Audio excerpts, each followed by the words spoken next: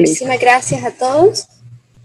Como comentaba la doctora, vamos a hablar hoy un poco acerca de nutrición tópica y voy a presentarles cómo Dermagram, que es una línea especializada para el cuidado de la piel, una línea bien sencilla, que puede ayudarnos a cumplir con estas necesidades de nutrición tópica que tenemos en heridas complicadas, en heridas crónicas y de difícil cicatrización. ¿Qué vamos a ver en esta tarde? Vamos a ver algunas generalidades acerca de la piel, acerca de la nutrición de la piel, algunos conceptos rapiditos acerca de la cicatrización, cuáles nutrientes tienen evidencia científica acerca de su eficacia en uso tópico. Vamos a ver las características de la línea Dermagram y algunas conclusiones. Entonces, para empezar, pues sabemos que la piel es un tejido metabólicamente activo que nos ayuda a protegernos contra agresiones físicas, químicas y biológicas del medio ambiente externo. Al mismo tiempo, tiene funciones importantísimas, ya que nos ayuda también a eliminar materiales tóxicos a través de la sudoración.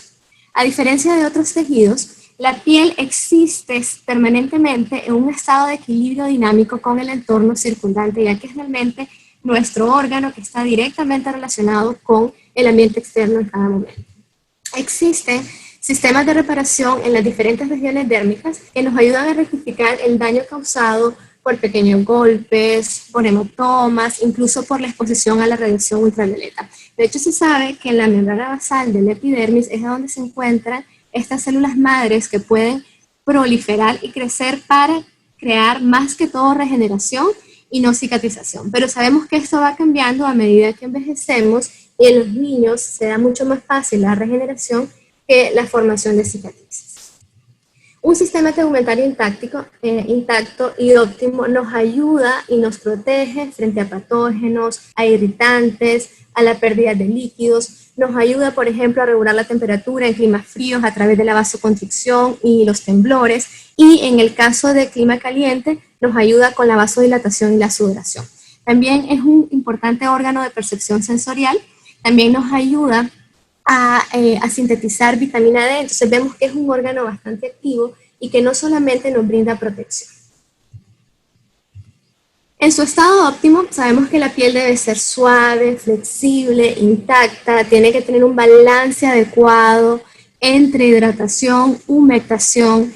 La naturaleza de su pH es un pH ácido entre 4 y 6.8 y vemos que cuando pensamos en una piel sana siempre se nos viene a la cabeza la idea de un bebé, que tienen esta piel tan suave, tan hidratada, que no tienen exceso de grasa, no tienen resequedad y demás. Pero a medida que avanza, uno de los primeros órganos que manifiesta que vamos envejeciendo es la piel. El mantenimiento de esta integridad de la piel durante los años mayores en los pacientes geriátricos realmente que es un desafío para la mayoría de las personas, ya que la piel en una condición, por ejemplo, que esté bien flexible, bien hidratada, aunque tengamos arriba de 65 o 70 años, nos puede ayudar a prevenir muchas lesiones cutáneas. Pero, como les menciono, a medida que vamos envejeciendo, se va perdiendo esta condición flexible, esta capacidad de la piel de retener la hidratación y también esta capacidad de la piel de poder regenerarse con mayor rapidez. Entre 0 hasta los 25 años se sabe que el periodo de regeneración de la piel va entre 21 hasta 28 días y luego empieza a disminuir y puede prolongarse incluso hasta periodos de 60 días. ¿Qué factores me afectan la integridad de la piel? Hay factores intrínsecos y hay factores extrínsecos que pueden provocar que se pierda esta integridad. Entre los factores intrínsecos importantísimos tenemos las alteraciones nutricionales, las enfermedades vasculares, enfermedades metabólicas como la diabetes, como el hiper o el hipotiroidismo. También tenemos características genéticas, sabemos que hay una fuerte relación entre nuestros antecedentes genéticos y la característica de nuestra piel y la fuerza que tiene la piel para soportar agresiones, y también el estilo de vida es muy importante. Se sabe que el estrés, la falta de sueño, el abuso del cigarrillo, de las bebidas alcohólicas, también causan lesiones marcadas en la piel. Entre los factores extrínsecos tenemos la exposición a la radiación solar o natural, también las caídas y otros accidentes que son más frecuentes en los pacientes geriátricos, las lesiones por presión y los procedimientos quirúrgicos. ¿Qué es lo que tratamos para cuidar nuestra piel a lo largo de nuestra vida? Es tratar de reducir esos factores de riesgo, sobre todo entre los intrínsecos, alimentarnos adecuadamente, controlar las enfermedades metabólicas, tener estilos de vida saludables, patrones de alimentación saludable Y en cuanto a los extrínsecos, mantener la piel hidratada, humectada, utilizar protección solar. Cuando se pierde esta integridad de la piel, se define que se produce una herida. Y una herida es el daño en esta función protectora de la piel, que incluye una ruptura en el epitelio, que puede ser desde las capas más superficiales hasta las capas más profundas, incluyendo incluso llegando hasta hueso y a nervios. No vamos a hablar de la clasificación, vamos a hablar directamente del proceso de cicatrización. Entonces, la curación de heridas es un proceso muy complejo que en la actualidad, de hecho, hay muchos mecanismos y muchas vías que no están totalmente dilucidadas. Se requiere una precisión como un reloj suizo para que se dé verdaderamente este proceso de cicatrización de una manera saludable. Se ha visto que, entre otras cosas, hay una interacción entre moléculas, células inflamatorias, mediadores, sustancias quimiotáxicas. Se establece una superposición significativa entre las diferentes fases de la curación de heridas. Como estudiantes de medicina o de cualquier carrera de la salud que vemos la parte del proceso de cicatrización, se nos enseñan las fases de la cicatrización, pero hay que entender que por razones pedagógicas se enseñan en 4 etapas, pero la verdad que estas etapas se van superponiendo. Desde que ocurre la lesión empieza la etapa inflamatoria, en otras partes de la herida empieza la parte proliferativa. No es algo que se vaya dando independiente la una de la otra. Entonces, por lo general, entendemos que hay 3 etapas: la inflamatoria, la proliferativa y la remodelación. Algunos agregan la etapa inicial, cuando se acaba de producir la lesión, en la cual se considera la etapa del equilibrio, de tratar de retornar a este equilibrio, la etapa de hemostasia, que sucede una vasoconstricción rápida para tratar de parar la hemorragia.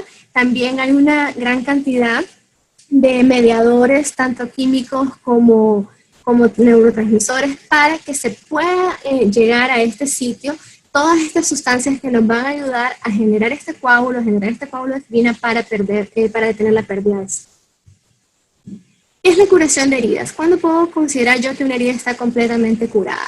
Es cuando ya he conseguido el cierre completo del tegumento. Para esto se requiere una adecuada circulación sanguínea y que esta sangre lleve los nutrientes adecuados, los nutrientes necesarios en cantidades suficientes, de calidad adecuada para esta herida. Aparte, también la cantidad de oxígeno que tenga nuestra circulación es importante.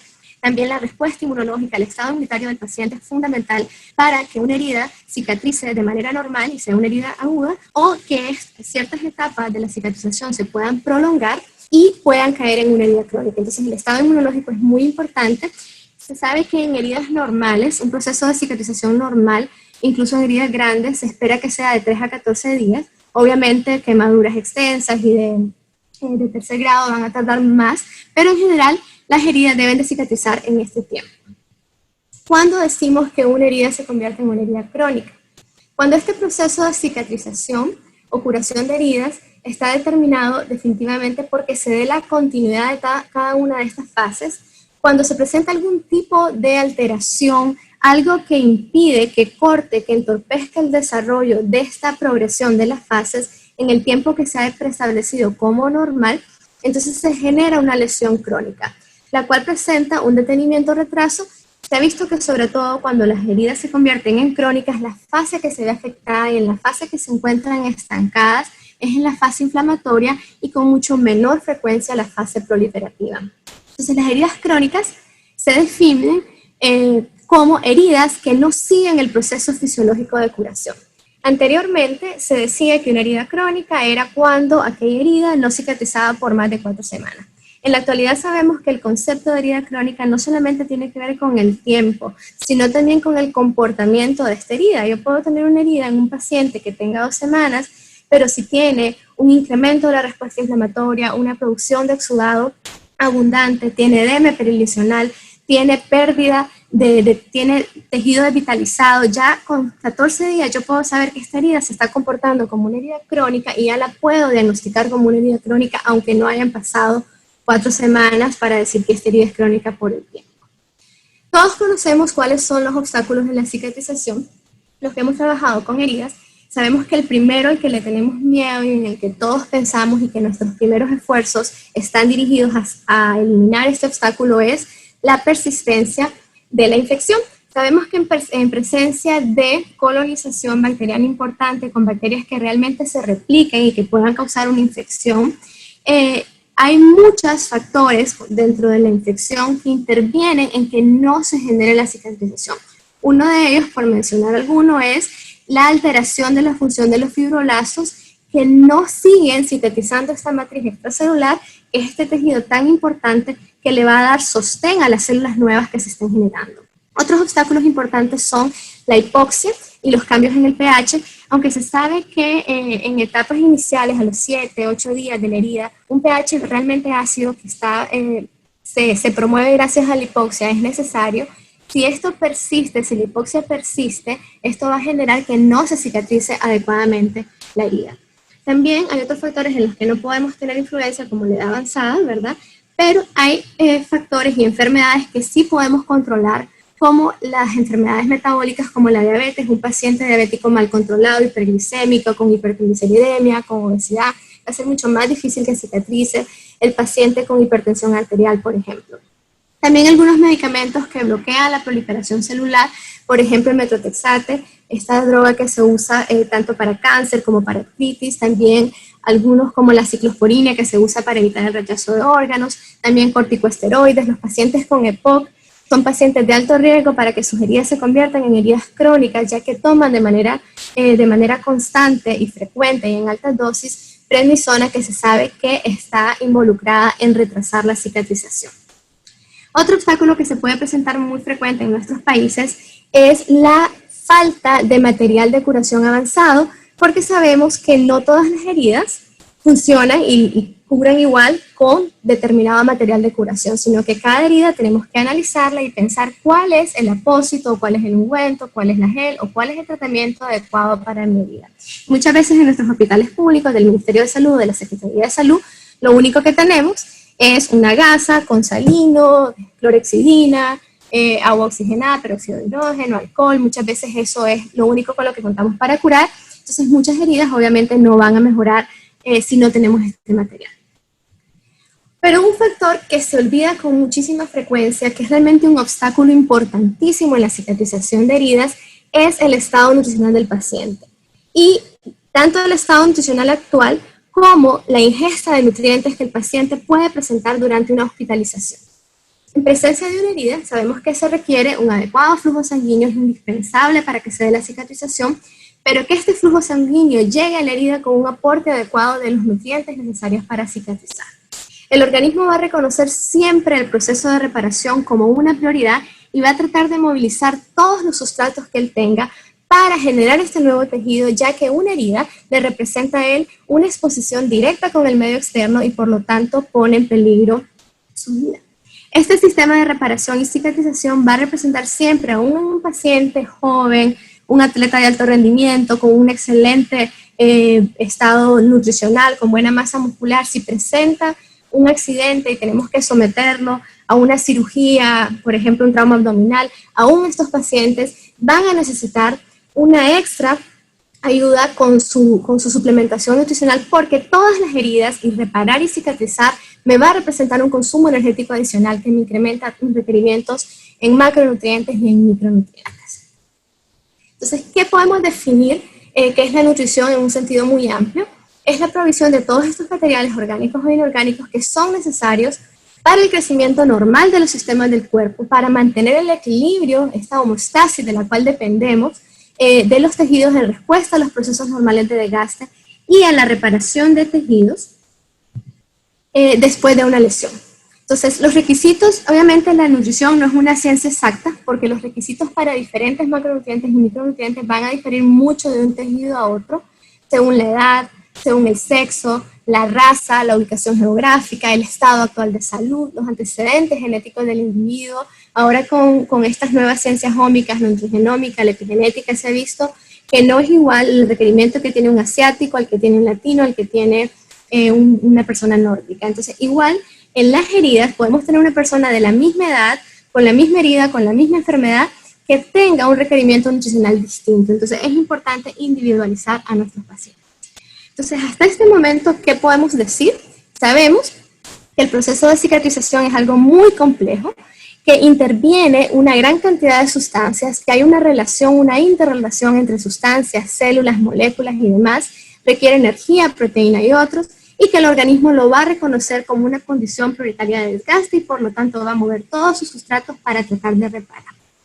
Hay un acrónimo muy sencillo, ¿verdad? Muy fácil para acordarnos de cómo debe ser nuestra visión holística del paciente. Se llama DOMINATE por sus siglas. En inglés, la D de debridamiento, descarga, la M que puede ser por humectación, para ver si hay algunas características en la herida que me hagan pensar en malignidad, qué medicamentos toma el paciente, cómo es su salud mental. Sabemos que pacientes que tengan compromiso en la salud mental y que dependan de otros pacientes van a tener, por ejemplo, mayor riesgo si están encamados de lesiones por presión, de lesiones por exceso de humedad. Hay que tomar en cuenta también la infección, la inflamación. La nutrición es fundamental, tanto la sistémica como la tópica. Revisar si hay insuficiencia arterial, cuáles son las técnicas avanzadas que tenemos de curación, con qué le podemos ofrecer al paciente y también la presencia de edema. Sin embargo, hay un acrónimo mucho más sencillo que la Asociación Europea para el Manejo de Heridas describe como una estrategia dinámica que se conoce como TIME. No vamos a ahondar en esto porque sé que todos lo conocen, solo es para pasar luego a lo más importante que vamos a hablar hoy, que es la parte de la nutrición tópica. Pero aparte del TIME tradicional que todos conocemos acerca de ver el tejido, si hay infección, cómo está la humedad y los bordes, en el 2012 Lipper sacó un enfoque más holístico acerca del TIME, en el cual decía que aparte de esto localizado en la herida, teníamos que tomar en cuenta qué tratamiento le estamos dando al paciente, y dentro de este tratamiento involucraba todo, tanto los medicamentos, la terapia nutricional y demás. ¿Cuál era la implementación verdadera que el paciente estaba teniendo, si acaso ese paciente fuese ambulatorio? ¿Qué tan frecuente estábamos monitorizando el resultado del tratamiento y de la cantidad que el paciente, del porcentaje, perdón, que el paciente lo estuviera implementando?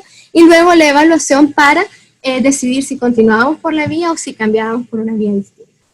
Entonces, dentro del manejo de los tejidos, algo fundamental es, lo primero que tenemos que hacer es tratar de ver cuál es el estado de esta herida para ver si hay factores que impiden la cicatrización, por ejemplo, tejido necrótico, hay tejido infectado. Sabemos que si hay tejido infectado va a haber un exceso de proteasas celulares como las metaloproteinasas, que son importantes en una etapa de la cicatrización, pero cuando se desordena su función y se incrementa su función, empiezan a dañar la matriz extracelular tan importante, y es importante remover estas proteínas. Y también algo fundamental es ver cómo es el pH en este lecho de la herida, porque recordemos que la piel, como les mencionaba en las primeras láminas, tiene un pH ácido, tiene un pH entre 4.5, 6.8, por eso de hecho se recomienda que tanto en los niños como en los pacientes geriátricos y personas de riesgo usen o jabones neutros o ligeramente ácidos para evitar dañar este pH, que si lesionamos el pH se daña también el manto hidrolipídico, que es una capa fundamental de protección, que nos brinda protección contra agentes externos, que ayuda a que la microbiota de la piel se mantenga estable, que nos ayuda a que se dé una adecuada reparación. Entonces se ha visto que cuando hay heridas que tienen un pH alcalino, no se da bien la cicatrización, y que tratar de acidificar este lecho nos va a ayudar a que se dé una mejor curación y también a eliminar el tejido necrótico. Otra parte importante es el balance adecuado de la humedad, y con esto les voy a contar un poco de historia para que vean de dónde surge incluso la idea de nuestras abuelitas o de nuestras mamás de que si te haces una herida no hay que cubrirla, hay que dejarla que se seque. Hipócrates estableció que las heridas debían dejarse secar, que no debían cubrirse, porque una herida no debía humedecerse, ni cubrirse, ni vendarse, porque después de que se lavaba se tenía que dejar que se secara, porque lo que rápidamente se secaba, decía él, se separaba de lo que tiene sangre y vida y se podía quitar, y por lo tanto la mejor manera es manejar estas heridas en un ambiente seco. O sea, imagínense desde hace cuánto surge esta idea equivocada, que muchas veces en algunos lugares que no tienen experiencia en el manejo de heridas, todavía se tiene ese temor a tapar las heridas con el miedo que haya aumento del crecimiento bacteriano, que esta herida se puede infectar. Pero con la experiencia nos damos cuenta que es necesario mantener un equilibrio adecuado de la humedad. Fue hasta en el 62 que Winter, en un estudio con cerditos, vio que los apósitos que mantenían la cura en un ambiente húmedo aceleraban la curación. Un ambiente húmedo nos aseguraba el crecimiento de las células epiteliales, promueve el acercamiento de los fibroblastos a los márgenes de la herida, evita que los apósitos se adhieran, por lo tanto los podemos cambiar fácil y sin dolor y sin el riesgo que muchas veces nos traigamos este epitelio recién formado al retirar el apósito. Hay mucha evidencia acerca de la importancia de un balance adecuado de la humedad para promover la curación de las heridas. Lo ideal es un apósito que me mantenga la herida adecuadamente húmeda, no demasiado, que me pueda causar maceración, ni tampoco muy seca, que genere que se lentezcan los procesos de cicatrización y que generen dolor al momento del cambio. Entonces, la hidratación, el balance adecuado de la humedad es fundamental. ¿Y por qué hablo de esto antes de nutrientes y cicatrización? Porque se ha demostrado que en una herida seca no pueden fluir adecuadamente los nutrientes que están llegando en el riego sanguíneo. Incluso se ha visto que no se da una adecuada angiogénesis, no se da la neovascularización, que es indispensable. Si no tenemos este proceso de formación de nuevos vasos, entonces no vamos a lograr que nuestra herida cicatrice. Entonces ahora sí vamos a entrar un poco a hablar de lo que nos trae aquí esta tarde, de los nutrientes y la cicatrización. ¿Qué pasa en la primera etapa cuando se genera una herida, ya sea una herida quirúrgica en un ambiente controlado, o una herida por un trauma, o en una lesión por presión? Sabemos que la primera etapa, como les mencionaba, es la de constricción, vasos sanguíneos y coagulación. Aquí se ha visto que nutrientes son tan importantes como el calcio. El calcio, sabemos que al fin y al cabo, nuestro cuerpo funciona con potenciales de acción, con todo ese balance eléctrico, y en el caso de la vasoconstricción se necesita que haya una apertura de estos canales de calcio para que entren iones, se dé una despolarización y repolarización de la membrana y se pueda generar toda la llamada quimiotáctica para que se dé la coagulación. Se sabe que a nivel celular se produce esta señal bioeléctrica que se genera por el potencial transmembrana que en la piel, en el momento de la herida, está en la piel en general entre 40 y 60, y en una herida puede cambiar, a disminuir o aumentar, lo cual le va a permitir que se transporte dentro de las membranas moléculas importantes, que se señalicen los eventos ocurridos en la superficie para que se puedan llamar estas sustancias y moléculas que nos van a ayudar, y también se envían incluso señales a larga distancia. Este potencial se genera de forma activa y va a depender de esta bomba que todos estudiamos, ¿verdad? Cuando vimos fisiología, la famosa bomba de sodio-potasio, y depende muchísimo de los canales de entrada de calcio. Entonces el calcio en esta etapa es importante. Y más adelante vamos a ver que también en la respuesta inflamatoria y en la remodelación se ha visto que el uso tópico de calcio nos ayuda a mantener estas señales bioeléctricas de manera adecuada y que se dé la cicatrización de la manera que nosotros esperamos. Durante la inflamación vemos que hay muchos nutrientes que están implicados para que se dé una adecuada respuesta inflamatoria, no se dé una respuesta exagerada. Vemos, por ejemplo, que el zinc es importantísimo, nos ayuda a captar estos radicales libres, a proteger las membranas celulares, a evitar que se dé una peroxidación lipídica. Igual el cobre ayuda en esto para que estas nuevas células, estas nuevas membranas celulares se mantengan estables, se mantengan funcionales y no se lesionen. La vitamina A también es importantísima en esta etapa, sobre todo, vamos a ver más adelante que en pacientes que usan corticosteroides a largo plazo, la suplementación nutricional y también la aplicación tópica de vitamina A nos ayuda a mejorar heridas de difícil cicatrización. También se habla durante esta etapa, obviamente, de la necesidad de proteína y de otros nutrientes. En la etapa proliferativa, hay muchos nutrientes que están implicados para que se dé la formación de nuevo tejido. Tenemos, por ejemplo, las vitaminas del complejo B, la cianocobalamina, la piridoxina, son importantísimas para formar nuevos vasos sanguíneos. En el caso de la vitamina B12, para mantener los glóbulos rojos funcionando bien, oxigenada la piel. También se ha visto que en el caso de la piridoxina, cuando hay un déficit de piridoxina, no se da una angiogénesis adecuada, y también se disminuye la utilización de nutrientes en el lecho de la herida. También el zinc es importantísimo. Sabemos que el zinc es un precursor de colágeno, sobre todo ya para esta etapa y para la etapa de remodelación, que ya estamos cambiando de procolágeno tipo 3 a procolágeno tipo 1, que es el que va a quedar al final en la herida. El zinc es fundamental para que se den estos cambios. La vitamina A sigue siendo importante, la vitamina C, el selenio, son micronutrientes fundamentales, tanto por vía oral como por vía tópica, pero los que se tiene evidencia con vía tópica son calcio, el zinc, la vitamina B6, que es la piridoxina.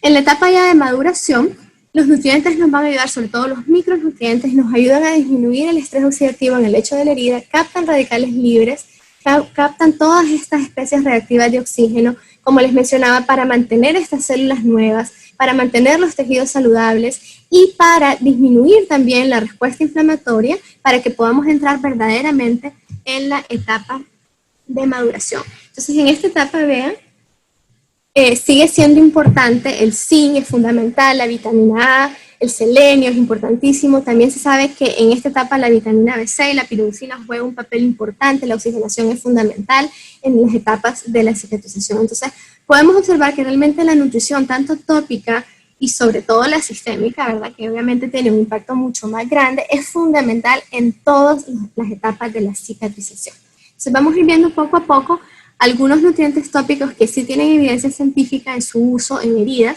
Por ejemplo, el zinc les mencionaba que es fundamental para la inmunidad, de hecho se considera un microinmunonutriente, ayuda al funcionamiento de los granulocitos, tanto de los neutrófilos, y luego recuerden que ya después en la segunda parte de la etapa inflamatoria los granulocitos son reemplazados por los macrófagos y se ha visto que también los macrófagos dependen tanto de ácido ascórbico como de zinc para generar una adecuada fagocitosis. La deficiencia de zinc retarda la cicatrización de las heridas, reduce la tasa de epitelización, disminuye la resistencia de la cicatriz, porque obviamente si se disminuye la síntesis de colágeno y la calidad de este, pues se va a disminuir la resistencia de la cicatriz. En este estudio que fue publicado en el 2015 era un estudio in vitro, acerca de cómo exponer los queratinocitos al zinc no tóxico, que en este caso es el cloruro de zinc, casualmente el que tiene Dermagram, que es un zinc de enlace iónico.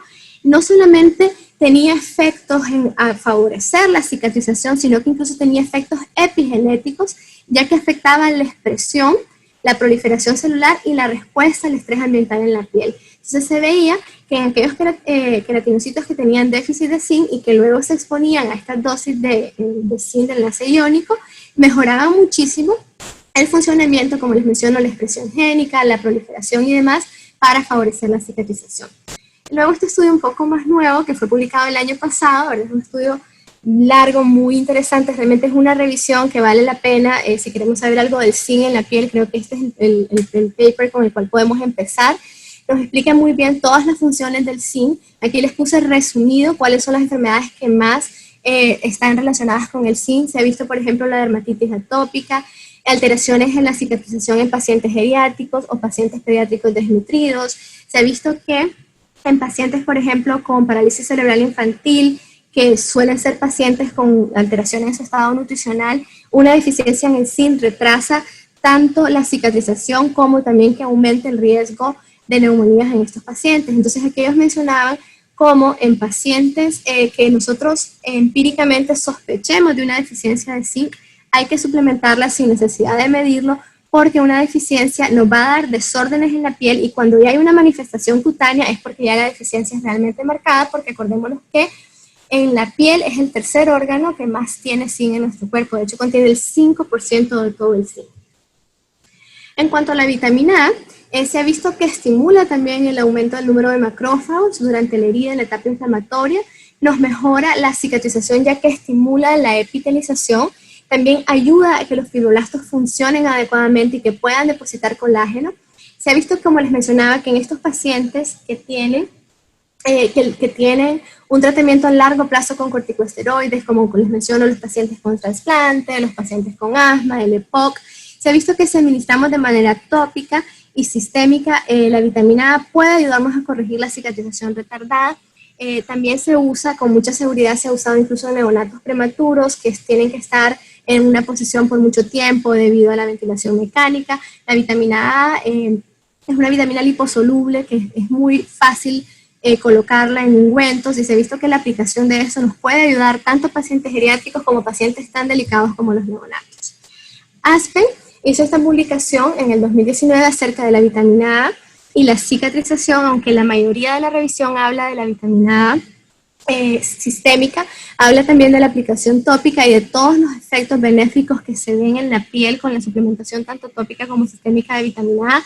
De hecho, se ha visto que no solo mejora la cicatrización, sino que hace que esta epitelización sea más gruesa, que la capa nueva que se forme sea más gruesa, promueve también la actividad de las células de Langerhans, también nos ayuda a la síntesis de glicosaminoglicanos. Ya sabemos que los glucosaminoglicanos son importantísimas incluso para la formación junto con los fibroblastos de todos estos enlaces cruzados de fibrina. También nos ayuda a mantener la formación de la matriz extracelular.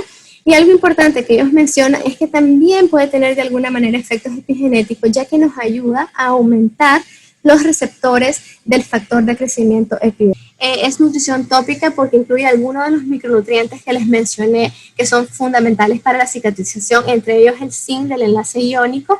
Nos ayuda también a controlar un poco la infección, ya que tiene un pH medianamente ácido, pero en heridas con infección marcada, que están muy supurados, se tiene que usar en conjunto con algún otro tratamiento para la infección. No nos va a ayudar a curar la infección si lo usamos por sí mismo, pero sí nos ayuda a controlarla, ya que sabemos que siempre acidificar el lecho de la herida nos va a ayudar al control de la infección, porque la mayoría de las bacterias patógenas funcionan mejor en un ambiente alcalino, al contrario de nuestra microbiota, que es fundamental para la cicatrización, que funciona en un pH ácido. La línea de Dermagram nos ayuda a facilitar la reepitelización y ayudarnos a inhibir la infección si aún no se ha presentado. Entonces, dentro de algunas de sus características y beneficios es que nos inhibe el crecimiento bacteriano, facilita el cierre de heridas incluso de grosor parcial.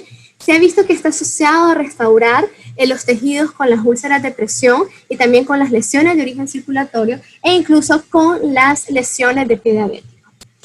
¿Cuál es la importancia de la humedad? Pues ya la vimos, solo recordarle que un apósito que nos ayude a mantener este balance adecuado nos va a facilitar la cicatrización comparado con una herida que la dejemos al aire libre, que se va a formar una costra, y en una dermis seca no se puede dar este intercambio adecuado entre nutrientes, oxígeno y células y moléculas de señalización.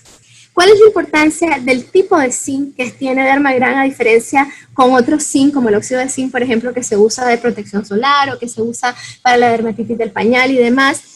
El zinc de enlace iónico, todos, ¿verdad? Recordemos cuando estudiamos química que tenemos el enlace covalente, el zinc de enlace iónico, que es por la pérdida de un ion que se cambia. Sabemos que son enlaces débiles, por lo tanto, es mucho más fácil que penetren hasta el interior de las capas más profundas de la piel. Ya vimos que el zinc es importante porque nos ayuda a incrementar la división de las células epidérmicas, pero para que esto sea posible, pues tienen que llegar a la última capa del epidermis, que es la membrana basal, a donde se encuentran las células madres. Estimula la reparación del endotelio vascular, favoreciendo la angiogénesis para que se dé una nueva vascularización fundamental para la cicatrización. Ya sabemos que se habla que entre el 5, incluso otros textos hablan que hasta el 20% del zinc se puede encontrar en la piel y que estos niveles van declinando con la edad.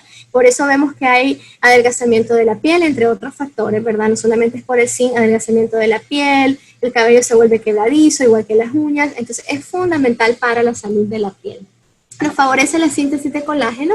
También se sabe que el zinc es un cofactor de las metaloproteinasas que ya mencionábamos, que son muy importantes, sobre todo en las etapas iniciales de la inflamación, para ayudar a destruir todo este tejido necrótico, todo este tejido epitalizado, pero que en etapas más adelante de la inflamación tenemos que controlarlas para evitar que deterioren tejido nuevo.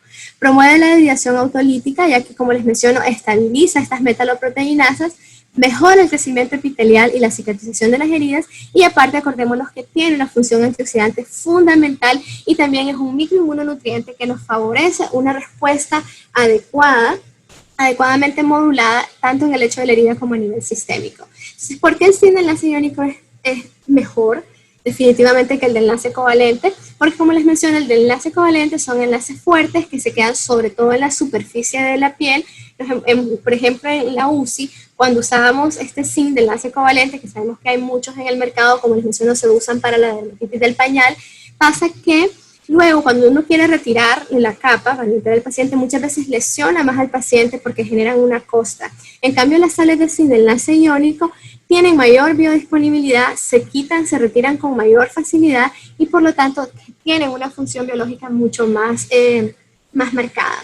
También el calcio y el magnesio son minerales, son nutrientes, micronutrientes importantísimos. El calcio se ha visto que, les mencionaba al principio, nos ayuda por muchos mecanismos a mantener el buen estado de la piel, permite el flujo de nutrientes en las membranas celulares. El magnesio se ha visto que participa, bueno, sabemos que está de moda ahorita el magnesio por sus propiedades antiinflamatorias, para evitar enfermedades cardiovasculares, incluso se ha relacionado con enfermedades neurológicas, pero en cuanto a la piel, participa en la síntesis de proteína, Se ha visto que puede activar y movilizar los leucocitos y favorecer la producción de anticuerpos, de inmunoglobulinas por parte de los linfocitos B. Tiene una función antiinflamatoria directa e indirecta y favorece la cicatrización de las heridas. Se han publicado en las últimas décadas, en los últimos 10 años, varios artículos acerca de cómo sumergirse en sales de magnesio. Por ejemplo, este estudio habla de la sumersión en el mar muerto, que sabemos que es rico en sales de magnesio, mejora la función de barrera de la piel, mejora la capacidad de retener la hidratación en la piel y puede reducir la inflamación en las pieles secas y atópicas. Entonces, con esto mismo se ha trasladado esta información para el manejo de heridas crónicas o de la piel perilesional, para ayudar a mantener esta hidratación, mejorar esta función de barrera y por lo tanto ayudar a que nuestro paciente cicatrice mucho mejor. Y este otro estudio súper interesante que es acerca de qué tan permeable es realmente el magnesio. Se ha visto que de lo que facilita la entrada del magnesio en la piel son los folículos pilosos y que esto ayuda a que pueda entrar con mayor facilidad y ser realmente biodisponible. Tenemos también este otro artículo que está muy bueno acerca de la deficiencia del magnesio. Ellos hablan que es más allá de solamente la piel. Se sabe que también la deficiencia de magnesio provoca alteraciones musculares, por ejemplo, las lesiones por presión, que ya sabemos muy bien que las lesiones por presión no empiezan en la piel, de hecho empiezan en la hipoxia a nivel muscular. Cuando hay deficiencia de magnesio hay mayor riesgo de que nuestros pacientes con riesgo de lesiones por dependencia puedan presentar estas lesiones por presión. Entonces, en Dermagram tenemos dos líneas, la línea de protección de la piel, que cuenta con un spray y con un ungüento.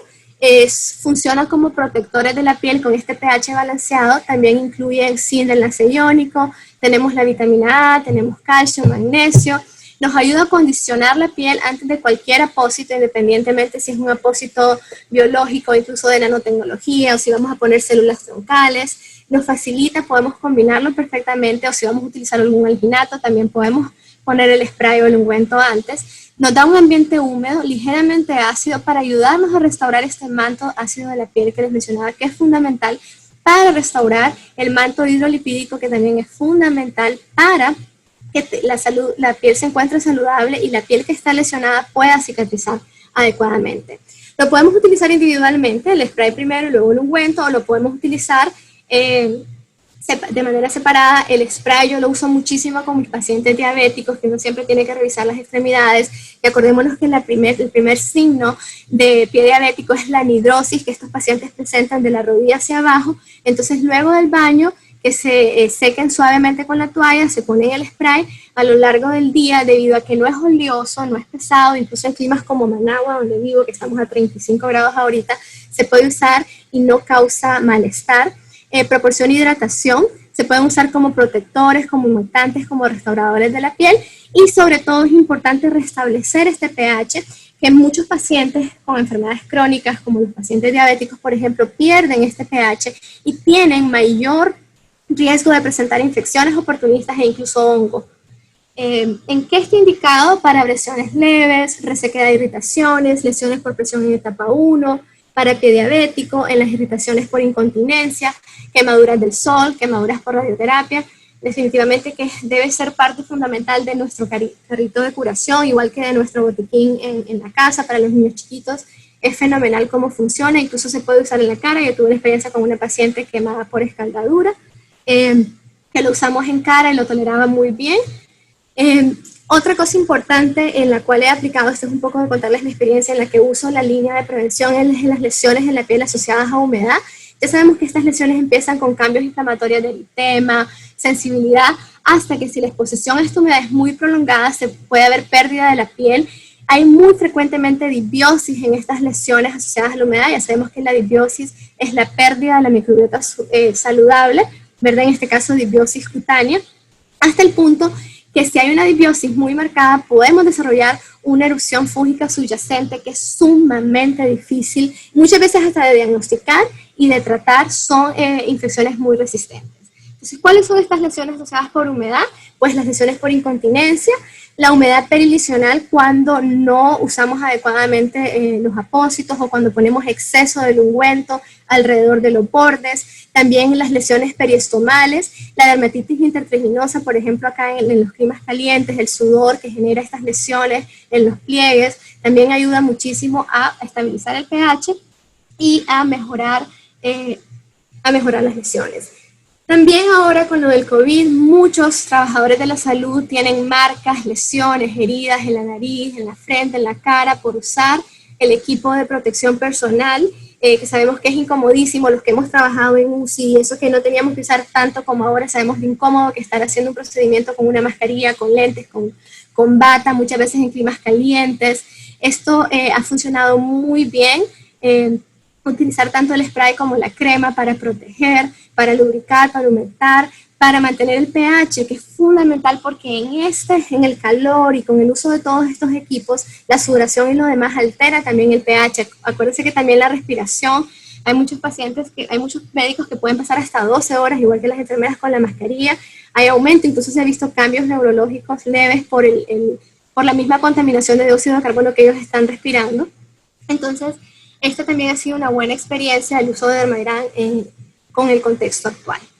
¿Cuál es el protocolo? Pues vamos a usar el protocolo de uso de su institución, pero por lo general pues lavar y secar la zona afectada de acuerdo al protocolo institucional. Siempre hay que tratar de evitar jabones agresivos. Rociar Dermagram, dejar secar por 30 segundos. Luego podemos aplicar una capa delgada del Dermagram ungüento sobre el área afectada. Si vamos a colocarlo para prevenir lesiones por presión, pues no hay que masajear sobre las prominencias porque la piel es muy débil y este masaje, aunque nosotros consideramos que es inocuo, puede causar enrojecimiento y puede predisponer a ruptura de la piel, y podemos repetir la operación las veces que sea necesario. En cuanto a la línea de cicatrización de heridas, que es el Dermagram B, tenemos tanto en ungüento como en gasa. Nos ayuda a proporcionar una capa primaria o de relleno para heridas crónicas y agudas. Contiene también la misma tecnología de zinc de enlace iónico, nos ayuda a proporcionar un pH balanceado, a favorecer este mantenimiento, este equilibrio del balance de la humedad. Nos ayuda también a humectar, contiene la lonidina, que sabemos que hay muchos estudios que nos hablan del uso de este emoliente para, por ejemplo, también lesiones perilesionales. Tiene petrolato blanco y tiene ungüento hidrofílico, es realmente muy emoliente y tiene un efecto fabuloso. Yo lo he usado mucho, con muy buena experiencia en pacientes con pie diabéticos, en pacientes con lesiones por presión que ya no están infectadas, que ya estamos en la fase de proliferativa, también en pacientes con lesiones arteriales y venosas que tienen hasta 10 años de tenerlas y que los pacientes no mejoran. He tenido muy buena experiencia con el uso tanto del ungüento como de la gasa. También en las unidades de cuidados intensivos neonatales he visto la experiencia en el uso de Dermagram en aquellas dermatitis del pañal, en niños bien pequeños de 1000 gramos, de 1200 gramos, que son lesiones que luego se pueden complicar, como les mencionaba, con lesiones por hongo. También ahí he tenido experiencia con el Dermagram B, con excelentes resultados.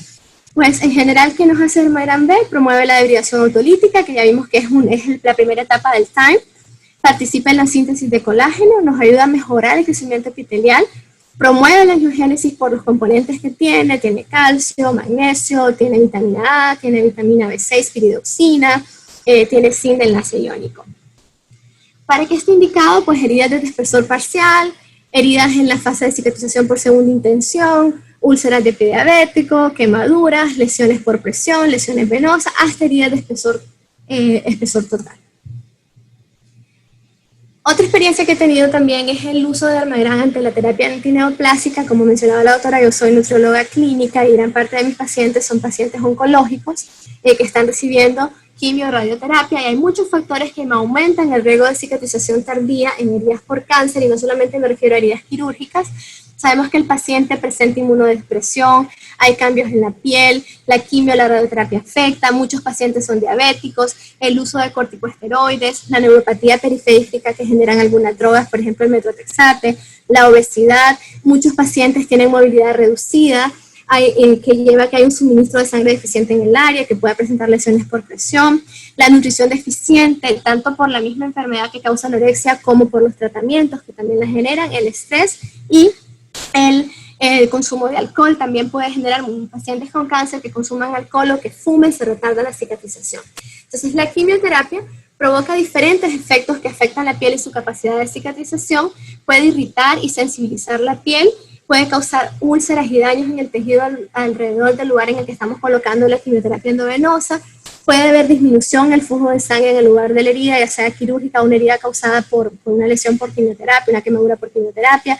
También el cáncer en sí, como es una enfermedad que causa estrés metabólico, hipermetabolismo, puede generar que los sustratos se usen para otros tejidos y se disminuye la producción de colágeno, y se ha visto que los pacientes oncológicos en quimioterapia disminuyen también la fuerza de la piel. La radioterapia también tiene su cuota de afectar la cicatrización de las heridas, sobre todo si estamos cerca pues, del tratamiento de la radioterapia. Irrita la piel, puede causar resequedad, adelgazamiento, en algunos lados puede causar fibrosis, daña los vasos sanguíneos y disminuye el flujo. Todos los tratamientos contra el cáncer, incluso la terapia dirigida, la inmunoterapia, pueden afectar la piel y la cicatrización de las heridas. Incluso luego de la cirugía sabemos que los pacientes en el postoperatorio tienen también alteraciones en la cicatrización y es adecuado apoyarlos con elementos simples que favorezcan la cicatrización en una herida que todavía no está infectada, que es una herida que esperamos que cicatrice adecuado, pero podemos apoyarla en un inicio para favorecer la cicatrización. En este caso podemos usar spray en ungüento en la herida, luego colocar el ungüento de protección y luego pues colocar el apósito en esta herida.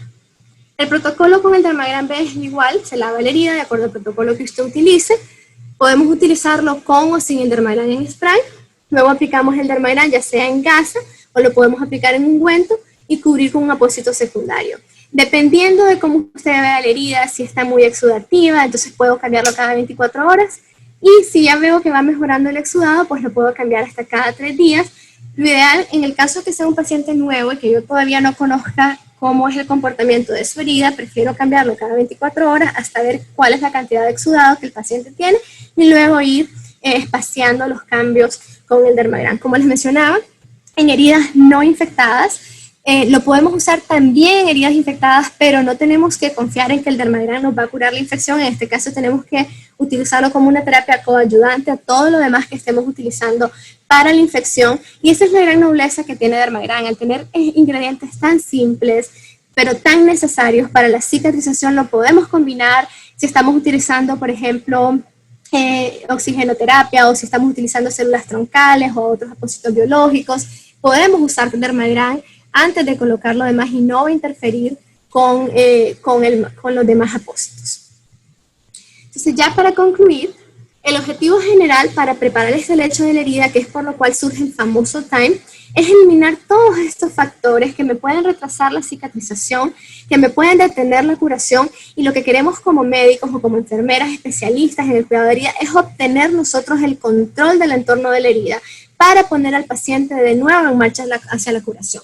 Por eso siempre digo que no solo tenemos que revisar el lecho de la herida, ni tampoco los bordes perilesionales, tenemos que revisar arriba todavía de la herida, por lo menos 10-20 centímetros lejos de la herida, para observar cómo está esa piel, si hay cambios en el color que me pueden estar indicando que hay una alteración en la circulación, si hay edema, si hay anhidrosis, si hay descamación, si hay escozor.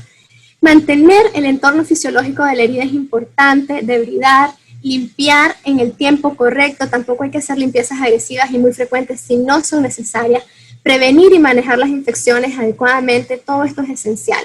Hay que proveer soporte sistémico, entre ellos la hidratación es fundamental, la nutrición y la reducción del edema. La nutrición tanto tópica como sistémica son parte fundamental del manejo de heridas complicadas, de estas heridas crónicas en las cuales han fallado los procesos, y utilizarla de manera consciente, entendiendo la fisiología de la cicatrización, nos puede dar excelentes resultados. Y una frase que me encanta, que lo uso mucho: porque en la simpleza se encuentra lo espectacular. Dermagram es una línea simple, es una línea sencilla, no tiene ingredientes complicados, pero está dentro de lo que se necesita para ayudar a cicatrizar la herida. Muchas veces lo podemos utilizar sola, yo lo he usado solo con excelentes resultados, cuando sabemos escoger el paciente y la herida para la cual está indicado, pero también en conjunto con otras terapias más complejas, tal vez más recientes, nos pueden ayudar a tener resultados excelentes. Entonces los dejo con esta frase: en la simpleza se encuentra lo espectacular. Muchísimas gracias. Estoy a la orden para preguntas, para contestarles dentro de verdad de mis conocimientos y la experiencia que tengo en el cuidado de heridas y en el uso de esta línea en particular. Muchas gracias. Muchísimas gracias, doctora Aurora. Ya tenemos algunas preguntas para usted y voy a comenzar a mencionárselas. En relación al magnesio, ¿lo puede tomar cualquiera, incluso las personas que sufren de tiroides? Muy bien. Pensé que era. Ok, el magnesio, como les mencionaba, está ahorita muy de moda por ejemplo, para las enfermedades inflamatorias sistémicas, como por ejemplo los pacientes con cáncer, lo están tomando, los pacientes con enfermedades cardiovasculares, pero mi recomendación, como les menciono, es hay que individualizar al paciente. Si usted no tiene síntomas ni signos de deficiencia de magnesio y no tiene una enfermedad inflamatoria, la tiroides, de hecho, el hipotiroidismo no se considera una enfermedad inflamatoria, no hay una evidencia fuerte en cuanto a que el uso de magnesio vaya a poder ayudarla con los síntomas. Ahora, si usted quiere usar magnesio, en lo que sí está indicado, por ejemplo, en las personas con hipotiroidismo, hay un par de artículos que hablan que tanto la aplicación tópica como tomar magnesio puede ayudar a los síntomas cutáneos del hipotiroidismo, que ustedes saben que genera resequedad en la piel, piel fría y demás.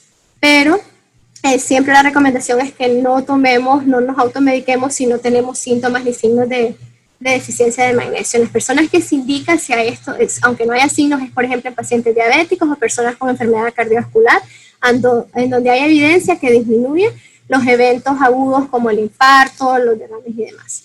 Pero solo porque pienso que tengo deficiencia de magnesio y tengo hipotiroidismo, la verdad que no conozco evidencia científica, no sé si usted conoce algo, doctora Marín, en cuanto al uso de magnesio de manera cotidiana en pacientes con hipotiroidismo.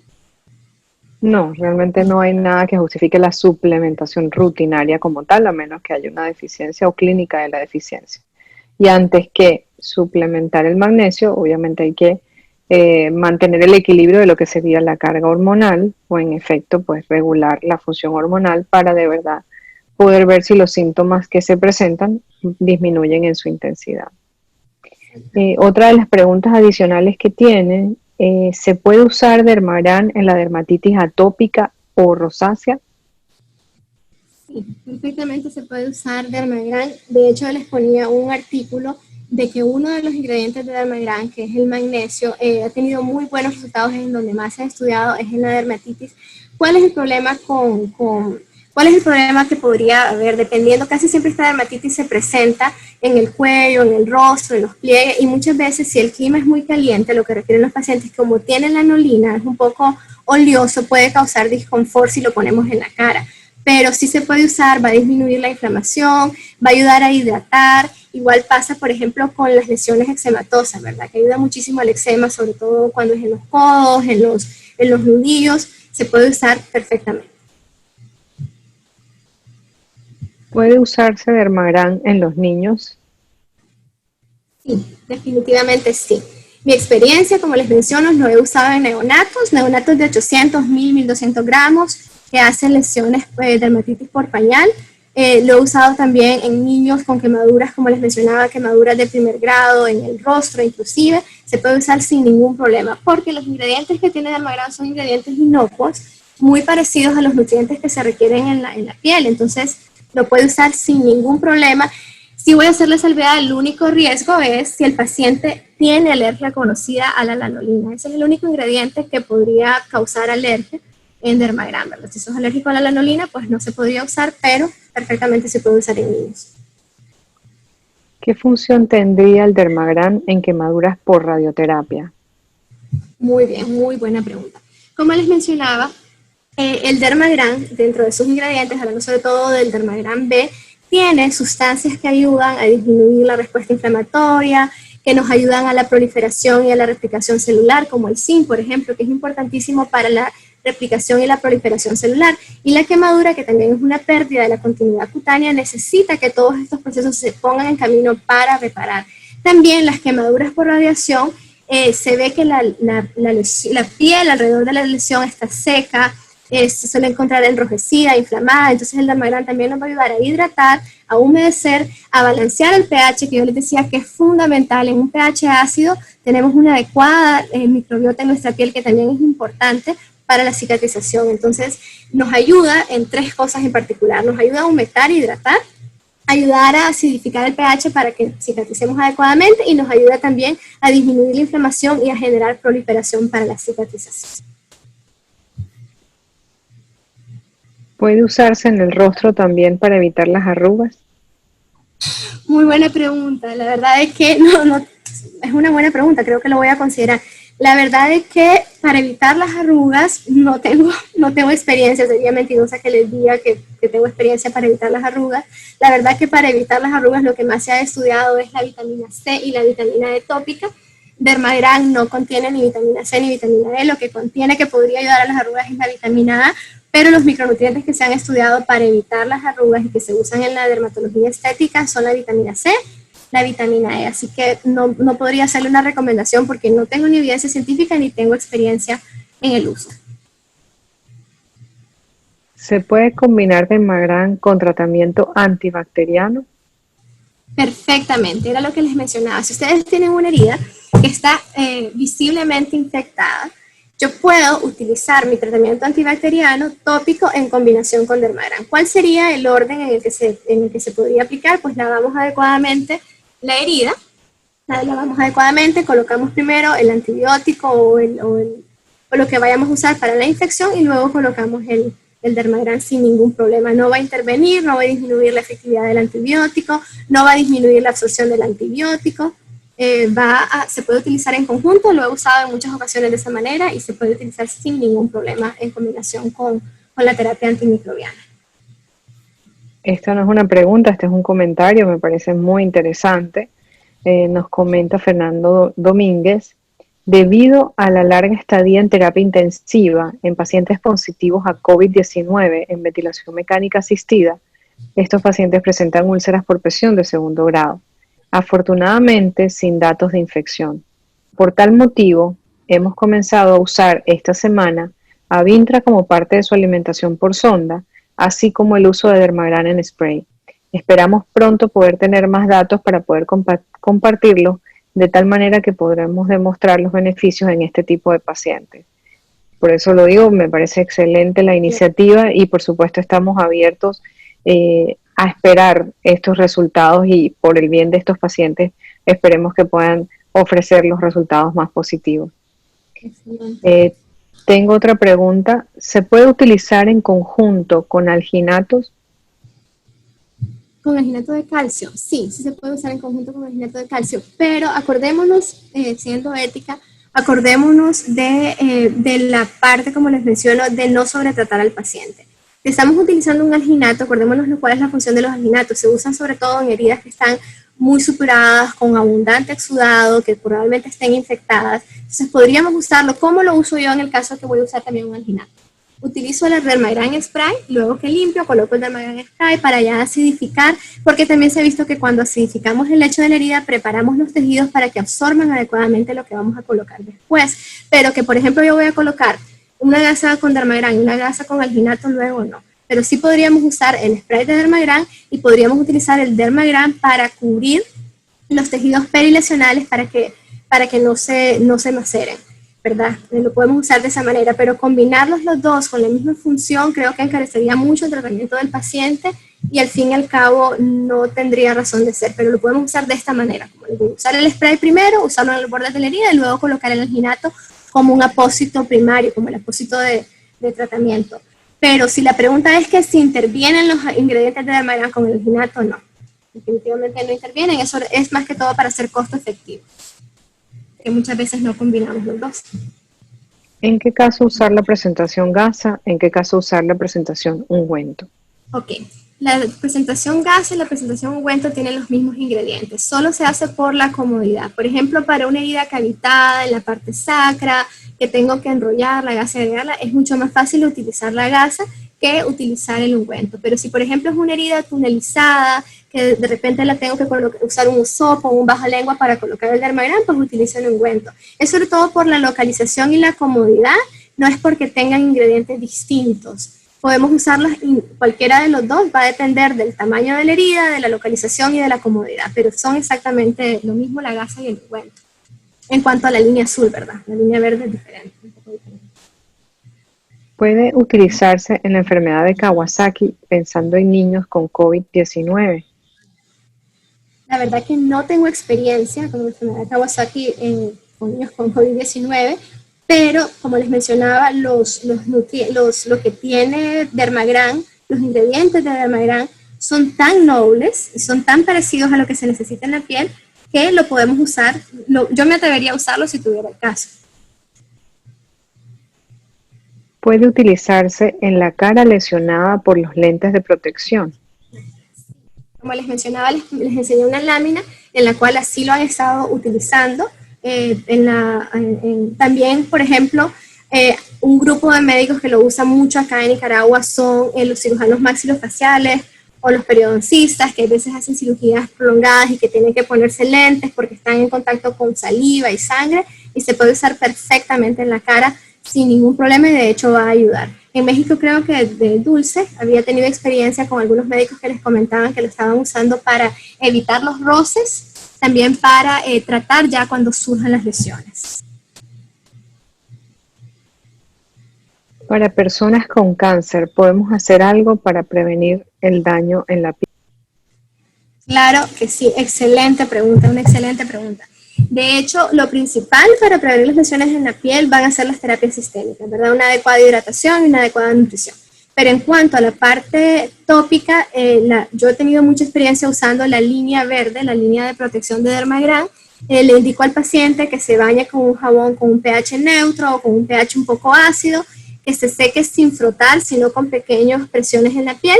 Inmediatamente con la piel un poco húmeda se ponga spray, sobre todo el spray en las zonas cercas a donde vamos a colocar la radiación, ¿verdad? Si es en cabeza y cuello, si es en la zona pélvica, y luego incluso les indico que se ponga el Dermagran hasta 2 o 3 veces en la piel para ayudarla a mantener hidratada, también humectada, que no es lo mismo, que esta es la ventaja que tiene Dermagran. Dermagran ayuda a hidratar, pero también ayuda a retener la humedad que logramos con esta hidratación, y también nos acidifica el pH.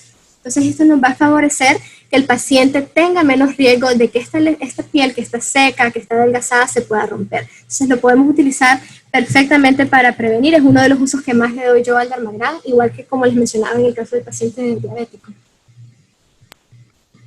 ¿Se podría iniciar la ingesta de polivitaminas desde el inicio de alguna herida como apoyo nutritivo o solo ante alguna deficiencia?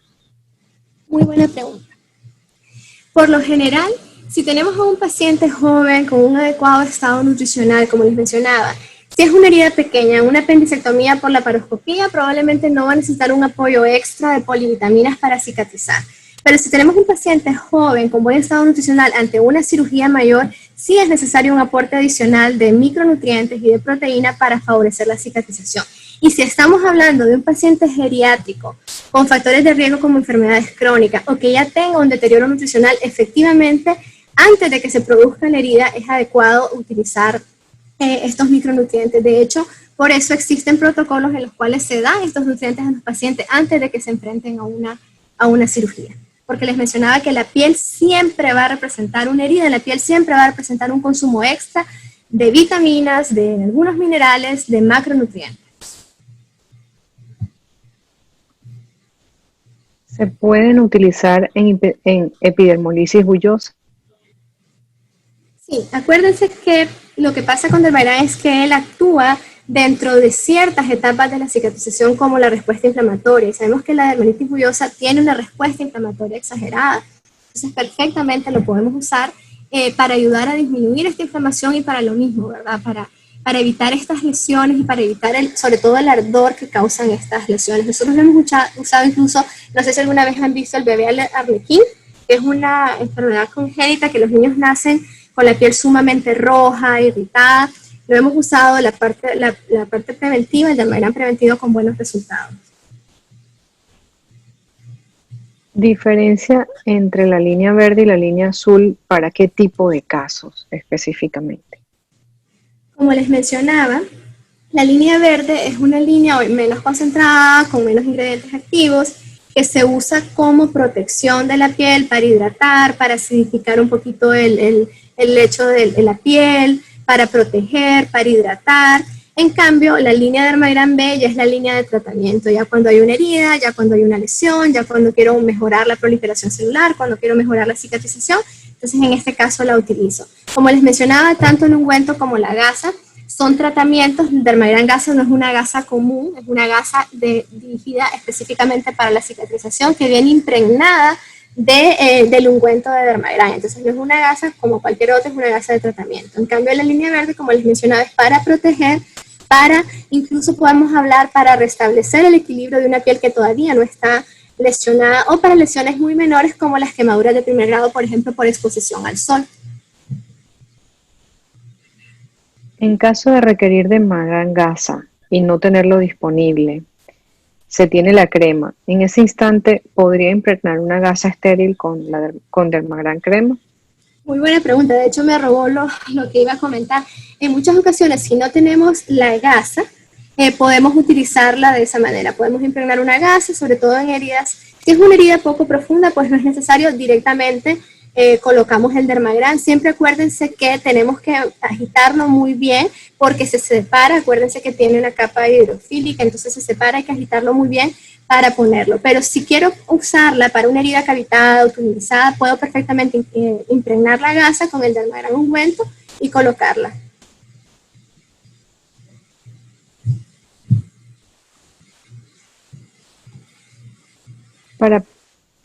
En Panamá tenemos excelentes resultados en pacientes con radioterapia como comentario. ¿Cuál sería el protocolo de Dermagram spray o ungüento como protector en los pacientes con radiación?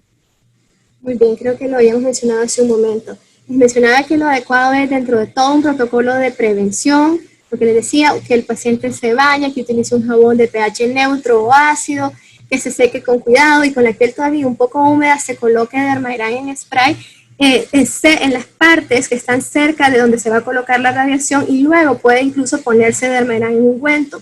Depende de cada paciente. Hay pacientes que con una aplicación al día están bien, y hay pacientes que me dicen, doctora, me lo tengo que poner 2 o 3 veces al día porque tienen la piel un poco más seca, sobre todo los pacientes geriátricos o pacientes que ya están en su 9ª o en su 12ª sesión de radioterapia. Entonces, para prevenir, lo ideal es que en cuanto el paciente se va a mandar a radioterapia, empecemos a proteger la piel con la línea de protección, aparte de todas las condiciones sistémicas, ¿verdad? Una adecuada hidratación, una adecuada nutrición.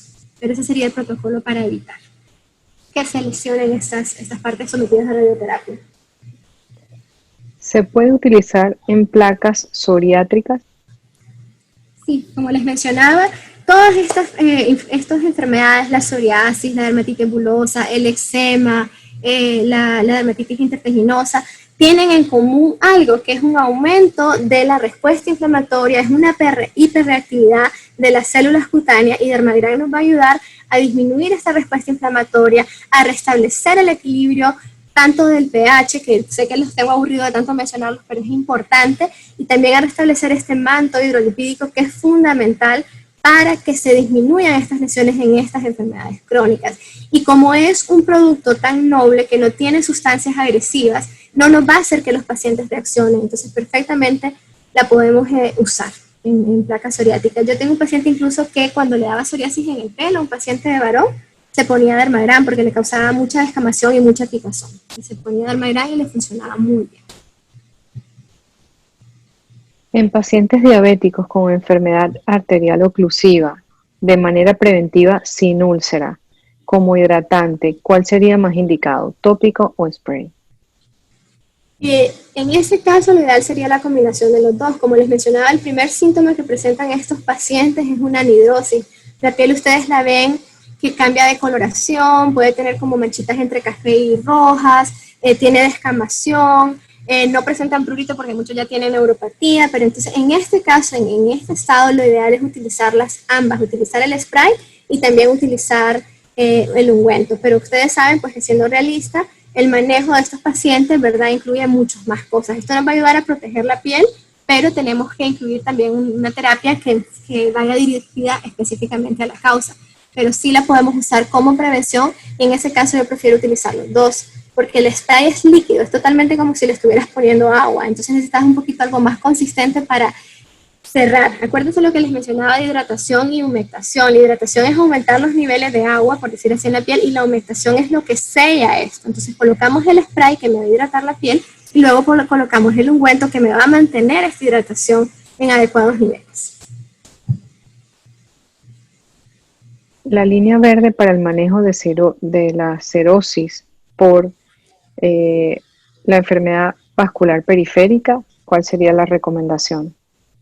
Es prácticamente la misma que mencionaba ahorita que mencionaba anteriormente. Exactamente como les decía, usamos el spray y luego usamos el ungüento.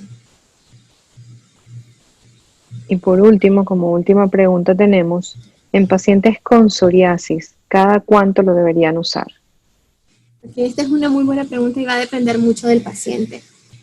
Recuerden que no todos los pacientes con psoriasis tienen el resto de la piel seca, aunque la psoriasis se relaciona mucho con pacientes con desbalances entre los lípidos y entre la hidratación, va a depender del paciente. Hay pacientes psoriáticos que tienen piel muy grasosa y que no soportan colocárselo alrededor de las lesiones más de 3 veces al día, y hay pacientes que sí. En mi experiencia, cuando está con el brote, porque ellos no tienen permanentemente el brote de psoriasis, se manda por lo menos 3 veces al día, y a medida que van disminuyendo, lo puedes mandar 1 o 2 veces al día para que se reaplique. En climas calientes, por ejemplo, que hay mucha humedad, a veces molesta ponerlo 3 veces al día y es preferible usarlo solamente 2 veces al día. O por ejemplo en el verano lo usas 1 o 2 veces al día y en el invierno lo puedes usar 3 o 4 veces al día, porque uno de los peores enemigos de la psoriasis es la resequedad. Se va a depender de todo esto, del clima, de la humedad, de la respuesta inflamatoria, pero en general entre 1 a 3 lo pueden usar hasta 5 veces y no va a causar ningún problema. O sea, no se preocupen porque le va a causar intoxicación o le va a causar lesión. No hay ningún problema y se absorbe muy bien. Pues con esta pregunta habíamos culminado. De verdad, muchísimas gracias a todos los participantes que prácticamente se han quedado hasta el final, incluso de las preguntas y respuestas. A usted, doctora, por el tiempo, por compartir con todos nosotros sus conocimientos y su experiencia. De verdad, muchísimas gracias. Muy buenas tardes a todos. Bueno, muchísimas gracias. Muy interesante.